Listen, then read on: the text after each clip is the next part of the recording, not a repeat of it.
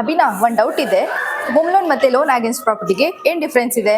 ಎಷ್ಟೊಂದು ಜನರಿಗೂ home loan ಮತ್ತೆ ಲೋನ್ ಅಗೇನ್ಸ್ಟ್ ಪ್ರಾಪರ್ಟಿ ಬಗ್ಗೆ ಕನ್ಫ್ಯೂಷನ್ ಇರುತ್ತೆ. ಬನ್ನಿ ನಾನು ಎಕ್ಸ್ಪ್ಲೈನ್ ಮಾಡ್ತೀನಿ. ಓಕೆ. ಮೇನ್ ವ್ಯತ್ಯಾಸ ಏನಂದ್ರೆ ಹೋಮ್ ಲೋನ್ ಅಲ್ಲಿ ಮನೆ ಖರೀದಿ ಮಾಡಕ್ಕೆ ಅಥವಾ ಕನ್ಸ್ಟ್ರಕ್ಷನ್ ನಡೀತಾ ಇರೋ ಮನೆಗೆ, ಹೊಸದಾಗಿ ಕಟ್ಸೋಕೆ ಅಥವಾ ಕಟ್ಟಿರುವ ಮನೆನ ತಗೊಳಕ್ಕೆ. ಲೋನ್ ಅಗೇನ್ಸ್ಟ್ ಪ್ರಾಪರ್ಟಿ ಅಂದ್ರೆ ನಿಮ್ಮ ಹತ್ರ ಇರೋ ಪ್ರಾಪರ್ಟಿನ ಮಾರ್ಟ್ಗೇಜ್ ಇಟ್ಕೊಂಡು ಲೋನ್ ಪಡೆಯೋದು. ಮಾರ್ಟ್ಗೇಜ್ ಲೋನ್ ಅಂದ್ರೆ ನಿಮ್ಮ ಪ್ರಾಪರ್ಟಿನ ಬ್ಲೆಡ್ಸ್ ಮಾಡಿ ಲೋನ್ ತಗೊಳ್ಳೋದು. ಇಂಟ್ರೆಸ್ಟ್ ರೇಟು 8-10% ವರೆಗೂ ಇರುತ್ತೆ. ಟೆನ್ಯೂರು ನಿಮಗೆ 20 ವರ್ಷವರೆಗೂ ಸಿಗುತ್ತೆ. ಲೋನ್ ಅಮೌಂಟ್ ಬಂದ್ಬಿಟ್ಟು ನಿಮ್ಮ ಪ್ರಾಪರ್ಟಿ ವ್ಯಾಲ್ಯೂ ಮತ್ತೆ ಇನ್ಕಮ್ ಮೇಲೆ ಡಿಪೆಂಡ್ ಆಗುತ್ತೆ. ಹೋಮ್ ಲೋನ್ ಅಲ್ಲಿ ಎಲಿಜಿಬಿಲಿಟಿ ಈಸಿಯಾಗಿ ಸೆಟ್ ಆಗುತ್ತೆ. ನಿಮ್ಮ ಇನ್ಕಮ್ ಕಡಿಮೆ ಇದ್ರು, ನಿಮ್ಮ ಮನೆಯಲ್ಲಿ ಯಾರಾದ್ರೂ ಇನ್ಕಮ್ ಮಾಡ್ತಿದ್ರೆ ಅವ್ರದ್ದು ಕನ್ಸಿಡರ್ ಮಾಡ್ಬೋದು. ಮತ್ತೆ ರೆಂಟ್ ಇನ್ಕಮ್ ಇದ್ರೂ ಓಕೆ.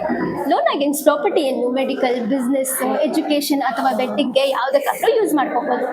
ಹೋಮ್ ಲೋನ್ಗಿಂತ 1% ಅಥವಾ 2% ಬಡ್ಡಿ ಸ್ವಲ್ಪ ಜಾಸ್ತಿ ಇರುತ್ತೆ ಅಷ್ಟೇ. ಟೆನ್ಯೂರ್ ಬಂದ್ಬಿಟ್ಟು 10-15 ವರ್ಷವರೆಗೂ ಸಿಗುತ್ತೆ. ಪ್ರಾಪರ್ಟಿ ಮಾರ್ಕೆಟ್ ವ್ಯಾಲ್ಯೂಗೆ 60-70% ವರೆಗೂ ಲೋನ್ ಸಿಗುತ್ತೆ. ನೀವು ರೆಸಿಡೆನ್ಷಿಯಲ್, ಕಮರ್ಷಿಯಲ್, ಇಂಡಸ್ಟ್ರಿಯಲ್ ಪ್ರಾಪರ್ಟಿನ ಮಾರ್ಟ್ಗೇಜ್ ಮಾಡಬಹುದು. ನೀವು ನಿಮ್ಮ ಹಣವನ್ನು ಯಾವುದಕ್ಕಾದ್ರೂ ಬಳಸ್ಬೋದು, ರಿಸ್ಟ್ರಿಕ್ಷನ್ ಇಲ್ಲ. ಯಾವ ಲೋನ್ ಬೆಸ್ಟ್ ಅಂತ ಇನ್ನೂ ಡೌಟ್ ಇದ್ರೆ ನಮ್ಮ ಋಣ ಮಾರ್ಗಕ್ಕೆ ಕಾಂಟ್ಯಾಕ್ಟ್ ಮಾಡಿ. ನಮ್ಮ ಬೆಸ್ಟ್ ಎಕ್ಸ್ಪರ್ಟ್ಸು ನಿಮಗೆ ಗೈಡ್ ಮಾಡ್ತಾರೆ.